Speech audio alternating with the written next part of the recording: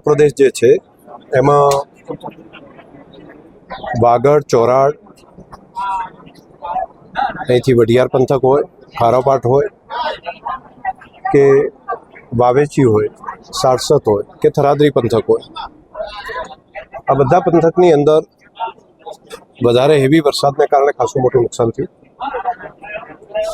સાંતલપુર તાલુકાની અંદર પણ, રાધનપુરમાં પણ ખેતીના પાકને ખૂબ મોટા પ્રમાણમાં નુકસાન થયું છે. કેટલાક ગામોની અંદર પાણી હજુ પણ ભરેલા છે અને ખેતરોની અંદર પણ લાંબા સમય સુધી પાણી હજુ રહેશે તેવું દેખાય છે. ખેતીના પાકને નુકસાન છે. રાજ્ય સરકાર પણ ઉદારતાપૂર્વક આ બાબતમાં મદદ કરી રહી છે. પૂરું તંત્ર પણ કામે લાગ્યું છે. પ્રભારી મંત્રીશ્રી પણ આજે આવે છે. માનનીય મુખ્યમંત્રીશ્રીએ પણ ખેડૂતો અને ગ્રામીણ વિસ્તારની અંદર ઉદારતાપૂર્વક કઈ રીતે મદદ કરી શકાય એના માટેનો આજે મુલાકાત આ સરહદી વિસ્તારમાં પણ છે. સુઈગામમાં આવે છે અને લગભગ સુઈગામ અને સાંતલપુર બંનેની સ્થિતિ એક જ જેવી છે.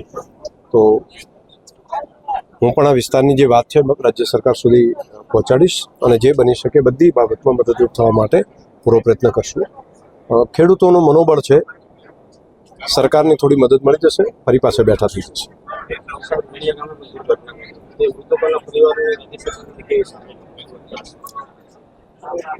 દુર્ભાગ્યપૂર્ણ ઘટના દલિયા ગામમાં પણ થઈ અને ત્યાં પણ રાજ્ય સરકારના નિયમ પ્રમાણે એને જે ચેક આપવાનો છે એ 4 લાખ રૂપિયા સુધીની સહાય જે આપવાની છે ત્યાં આજે ચેક માન્ય મંત્રીશ્રી દ્વારા આપવાનો નિર્ણય જિલ્લા વહીવટીતંત્રએ કર્યો છે. માણસ જે જતા રહ્યા છે એને તો નથી લઈ શકાતા, પરંતુ દુઃખની અંદર મદદરૂપ ત્યાં આગળ થઈ શકાય તો રાજ્ય સરકાર એના દુઃખમાં સહભાગી થવા માટે એ ચેક પણ આજે આપવાનું કર્યું છે. બાકી ગામ લોકોએ ખૂબ સહયોગ કર્યો અને કેટલાક પરિવાર તો બિલકુલ એકનો એક દીકરો હોય એ પણ ડૂબી ગયો પાણીના કારણે. એટલે એક નાનકડા ગામની અંદર તો એક મોટી આફત જેવું કહેવાય એવી સ્થિતિ છે.